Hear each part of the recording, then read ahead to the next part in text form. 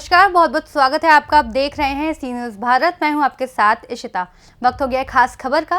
खास खबर में बात करेंगे ग्वालियर की, जहां चंबल क्षेत्र की जनता की 5 सूत्री मांगों को लेकर ओबीसी महासभा के वरिष्ठ नेता भूपेंद्र कैराना ने पदयात्रा शुरू की है।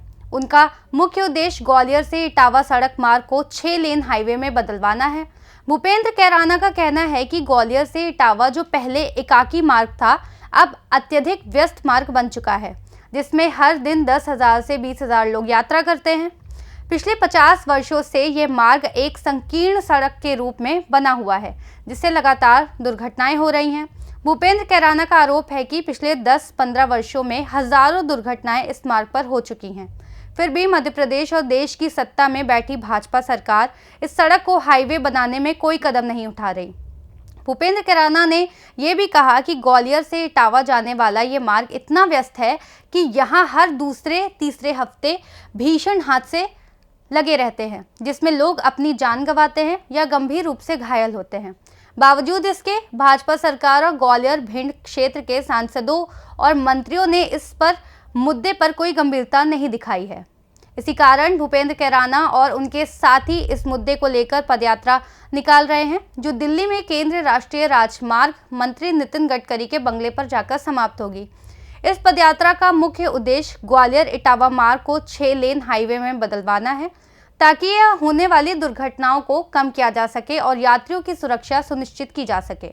मैं आप सभी मीडिया जगत के साथियों को बताना चाहूँगा कि ये समाधान पदयात्रा, जिसका नाम हमने दिया है, वो ग्वालियर अंचल चंबल की समस्याओं के निराकरण के लिए इसका समाधान पदयात्रा नाम दिया है हमने। और ये यात्रा की 5 प्रमुख मांगें हैं।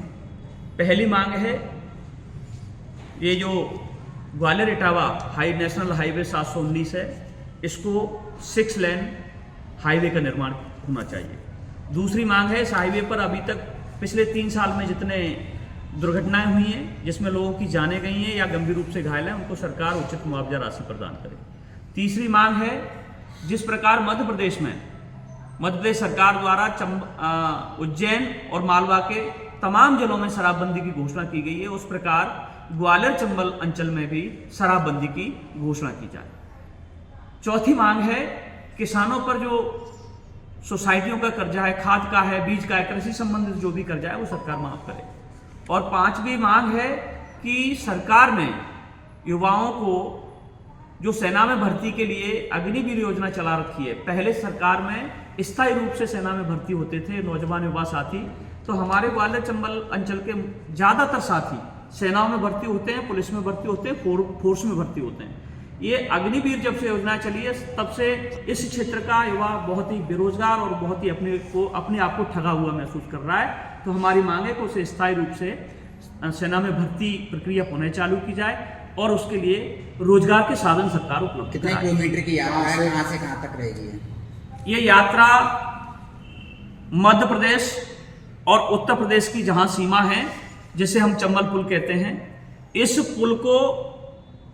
पुल से ये यात्रा प्रारंभ होगी और ये यात्रा चंबल पुल से प्रारंभ होकर के फूक के रास्ते भिंड से महगांव से गौहद से मालनपुर से ग्वालियर पहुंचेगी और ग्वालियर से फिर ये एबी रोड, जिसे हम बोलते हैं आगरा बॉम्बे रोड, ये मुरैना के रास्ते धौलपुर, मुरैना और राजस्थान में प्रवेश करेगी। राजस्थान के बाद ये हरियाणा प्रदेश में प्रवेश करेगी और ये हमारे राष्ट्रीय राजमार्ग मंत्री माननीय नितिन गडकरी साहब के आवास तक अशोका रोड दिल्ली पे जाके इसका समापन होगा। और ये समापन तभी होगा जब नेशनल हाईवे क्रमांक 719 का निर्माण का प्रक्रिया या तो प्रारंभ होगी या हमको उसका स्वीकृति पत्र हाथ में मिलेगा या हमको मंत्री जी की तरफ से कोई ठोस आश्वासन। समाधान यात्रा के बीच क्या जनप्रतिनिधियों को ज्ञापन देने का भी कुछ ऐसा प्लान है आपका? बिल्कुल, समाधान यात्रा में ये यात्रा क्षेत्र की जनता जनार्दन की यात्रा है, ना ये किसी राजनीतिक पार्टी की यात्रा है, ना ही राजनीतिक लोगों की यात्रा है। ये यात्रा समाज सेवियों की है, क्षेत्र की जनता जनार्दन की है, युवाओं की है, किसान की है।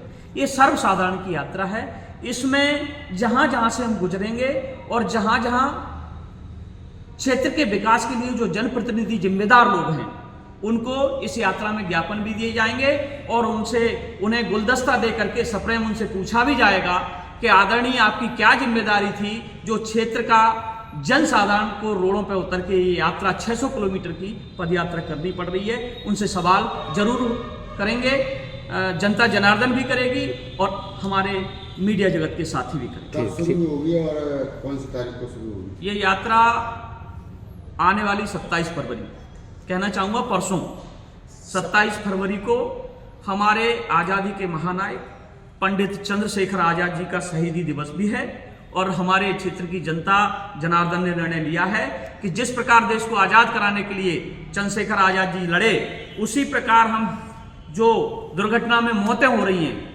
उन मौतों को रोकने के लिए और क्षेत्र के विकास के लिए हम एक नई लड़ाई की शुरुआत करने जा रहे हैं। इससे क्षेत्र का विकास में हम अपना फर्ज निभाएं और मातृभूमि का कर्ज चुकाएं।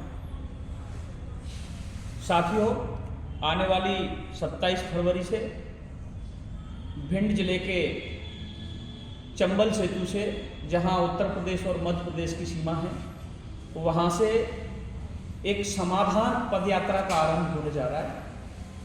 ये समाधान पदयात्रा ग्वालियर चंबल अंचल की जघन्य समस्याओं को लेके प्रारंभ की जा रही है और उसमें हमारी कुछ प्रमुख मांगे हैं।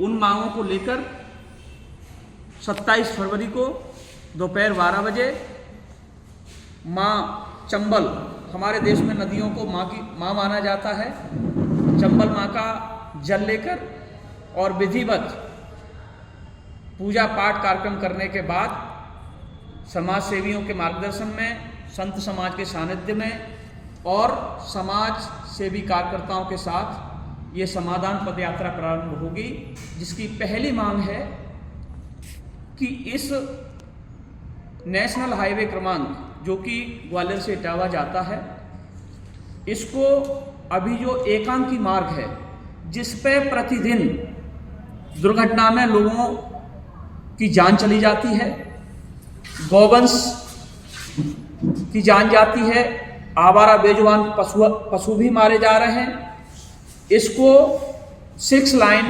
एक्सप्रेस वे का निर्माण सरकार करे।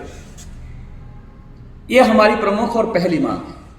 दूसरी मांग में पिछले 3 साल में इस हाईवे पर जितने लोगों की जान गई है या जो गंभीर रूप से घायल हुए हैं, उन सभी के परिजनों को सरकार। ग्वालियर से सी न्यूज़ संवाददाता शिवम सिंह चौहान की ये रिपोर्ट। भूपेंद्र कैराना की ये पदयात्रा ग्वालियर चंबल क्षेत्र की जनता के लिए एक अहम कदम साबित हो सकती है।